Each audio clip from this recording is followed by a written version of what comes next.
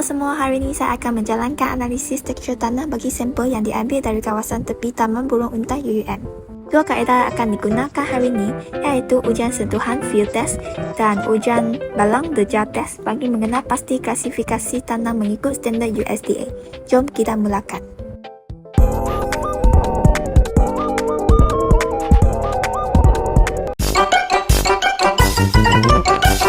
Dengan ujian pertama, ujian sentuhan. Semua bahan dan alatan sudah sedia, mari kita mulakan prosedur. Langkah pertama, sekeping kertas lapis putih diletakkan sebagai alat kerja untuk memastikan kebersihan dan memudahkan pemerhatian. Sampel tanah yang telah ditapis kemudian diletakkan di atas tapak tangan dan kuantiti yang mencukupi menggunakan spatula. Seterusnya, air bersih dititiskan sedikit demi sedikit sambil diuji sehingga tanah mencapai konsistensi putih. Proses menguji diteruskan sehingga sampel tanah dapat dibentuk menjadi bola tanah yang sebesar bola golf. Langkah kritikal seterusnya adalah memicit bola tanah di antara ibu jari dan jari telunjuk bagi membentuk ribbon tanah sehingga ribbon tersebut patah secara semula jadi. Panjang ribbon yang berhasil diukur menggunakan pembaris dan data direkodkan dengan tepat.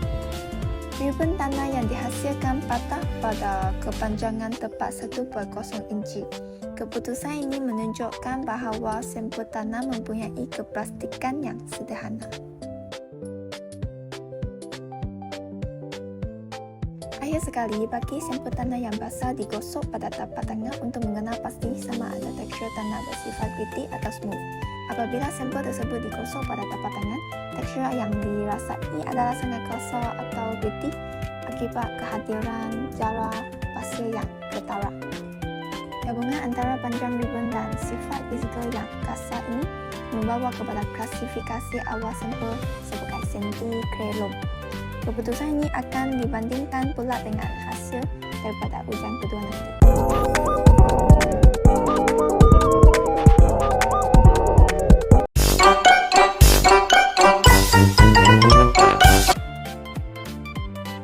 Langkah-langkah bagi deja test dimulakan dengan memasukkan sampel tanah kering ke dalam barang kaca Lucina sehingga memenuhi kira-kira 1/3 daripada ketinggian barang tersebut.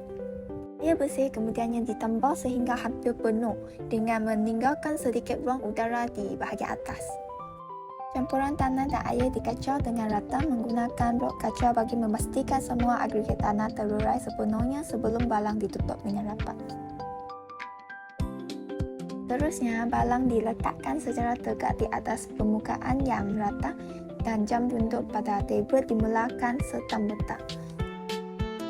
Selepas 1 minit, pemerhatian dilakukan terhadap mendapat awal. Arah sepisan pasir ditandahkan menggunakan marker pen dan ketinggiannya direkodkan. Ketinggian lapisan pasir mencatatkan bacaan 1.2 cm pada minit pertama. Seterusnya, penutup balang dipastikan tertutup dengan rapat. Balang diletakkan di tempat yang selamat dan dibiarkan statik selama 1 minggu tanpa sebarang gangguan untuk proses pendapat lengkap. Tengok sini, selepas tempoh 1 minggu, terdapat perubahan yang sangat ketara. Lapisan pasir yang asalnya 1.2 cm telah mendap dan mampat kepada 1.0 cm sahaja. Bacaan akhir bagi jumlah keseluruhan adalah 2.5 cm. Daripada jumlah tersebut, ketinggian tanah liat direkodkan sebanyak 1.0 cm, manakala slip adalah 0.5 cm. Berdasarkan data yang dikumpul, peratusan bagi setiap lapisan dikira. Hasilnya, tanah liat mencatatkan 40%, slip 20%, manakala pasir adalah 40%.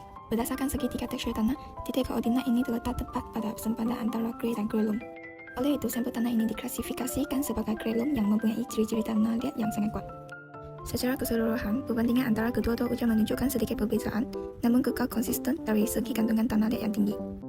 Ujian sentuhan mengklasifikasikan sampel sebagai sandy clay loam berdasarkan pembentukan ribbon sepanjang 1.0 inci. Manakala melalui deja test, data 40% tanah liat meletakkan sampel tepat pada sempadan antara grey dan clay loam. Kesimpulannya, sampel dari Taman Burung Unta ini mempunyai ciri fizikal yang sangat padat dan dikategorikan dalam kumpulan clay loam. Analisis ini berjaya membuktikan kepentingan penggunaan berbagai kaedah dalam klasifikasi tekstur tanah. Sekian, terima kasih.